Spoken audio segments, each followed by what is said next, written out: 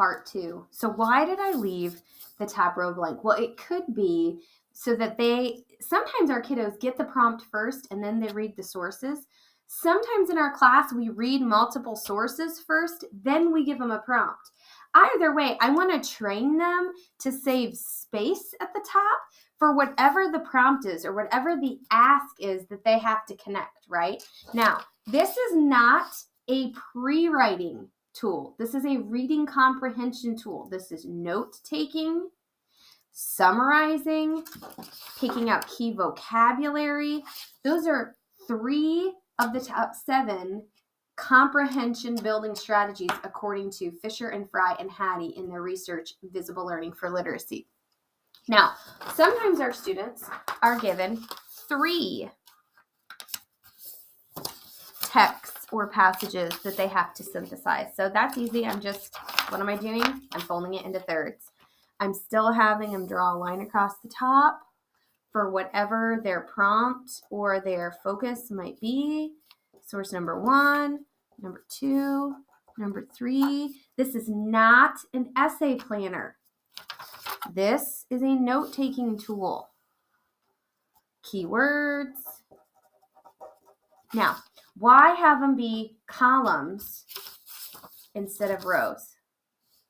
I said fold into thirds. Why columns instead of rows? Well, when we take notes, I want short phrases.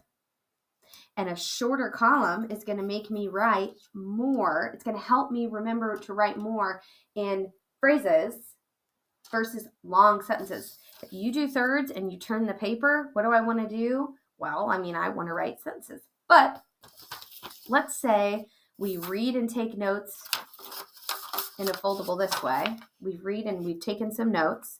Then what I can do, this is, of course, notes from the students, right? Then we can come back and we can say, okay, ladies and gentlemen, you've read and processed these 3 different texts and they've got the passages in front of them or it's digital. Now I want you to go through, we can ask them a question, and as a reader, I can circle the information or I can highlight the information that I think I want to use. Or I can say, I really like this. Now I want to go back and I want to find a quote here. But there's power in having some kind of a visual where all the texts that they've read are beside each other in this way, because my brain is then looking at what are the similarities and differences between the text. It's not a comprehension builder. It's actually a transfer builder that helps kids make connections across text. So I need a strategy or a tool that lines up the text beside each other and helps kiddos. Now, the other thing I could do if I wanted, but this makes me feel a little dangerous. I could use this tool for note taking. Then some of my kids may want to flip it over, especially if it's a testing situation. And this can be their beginning, their middle, their end, planning, all on one piece of paper. Why does this make me nervous? Because I'm not a huge fan of 3 paragraph essays. Still, this may just help kiddos remember, oh, I need a beginning, middle, end. Why else does it make me nervous to just flip it over? Because if I'm in that situation, especially if it's a high stakes test, I'm constantly flipping, and that's a little confusing. Probably what's better yet is I've got one piece of paper for this, my note-taking reading planning, and then I have a separate piece of paper for my actual essay planning, okay?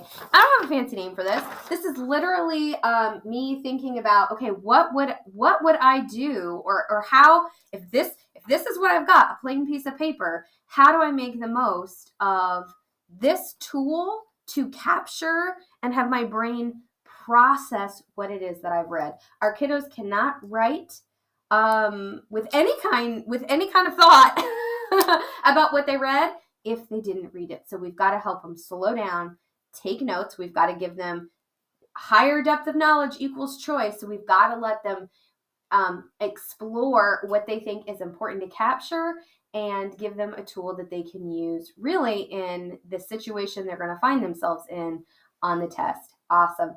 Thank you so much. Have a great day.